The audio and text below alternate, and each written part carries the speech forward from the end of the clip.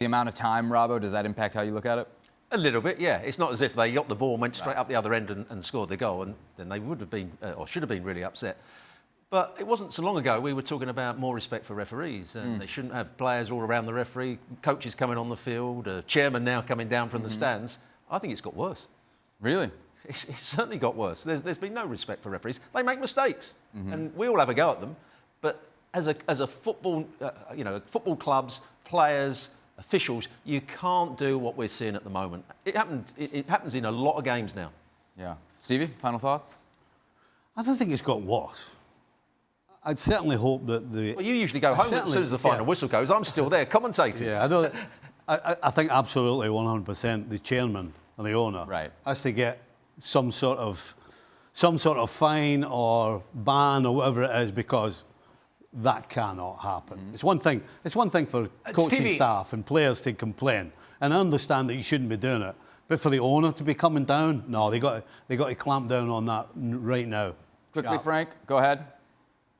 Yes, I think I can say to Stevie that it got worse. I mean, I come from France, and when you go to England and you know that you will have to play in England, or I knew that at my time, you couldn't say anything to the referee. That was part of the culture, part of the education. When the referee says something, even if he makes a mistake, you don't answer to him and you don't complain about anything. That was the picture that we had about the Premier League.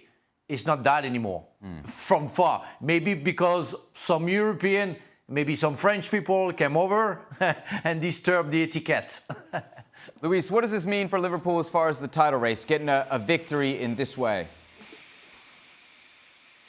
Oh, it's another boost. It's to keep the momentum. I think it was very important just to keep at the top of the table, show that even in the worst moment of injuries, not having all the players ready to get a consistent win once again, and to keep that, not only because now it's coming the Europa League, they're going to need their best, they're going to need to continue rotating, and they manage to keep on going. I think the momentum is fantastic, the confidence on the players, they believe, because it's not the first time that this Liverpool side scored a goal in the last 10 or in the last 5 minutes. So that shows that in the end, everyone has to be ready for when Liverpool plays against you, for give the 100% from the first minute until the 96, because Liverpool is going to continue drilling until they find the way of the net. So yeah, big 3 points for Liverpool to maintain the momentum. If you want to take this a certain way, you can say that Liverpool now can go to Man City and get beat and still be sitting top of the Premier League. That certainly won't be the messaging, that's the difference, right? That's the difference between Liverpool winning today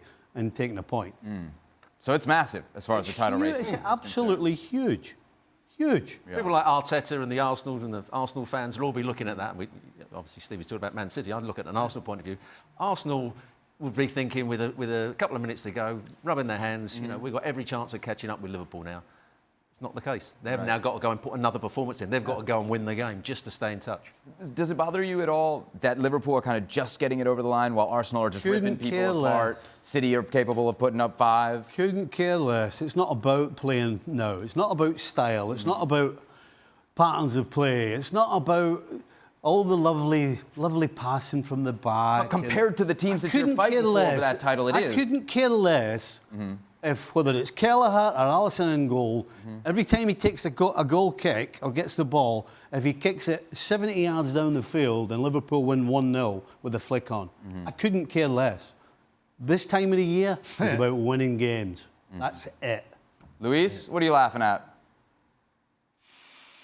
No, nothing. It's totally true. I think that right now, with all the injuries and everything that is happening, it's about getting 3 points. Keep on going, keep at the top and putting pressure to the other team, because now they don't have to wait and see. They need to get the result and wait and see. So I think that is a massive and huge moment for Liverpool to win the 3 points today against Nottingham Forest. Not an easy team.